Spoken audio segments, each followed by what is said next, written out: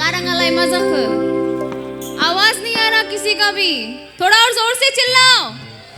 नाचना आता है सभी को यहाँ पे? मैं गाऊंगी, आप लोग नाचोगे? नाचोगे ना? रेडी हो सब लोग? ओके।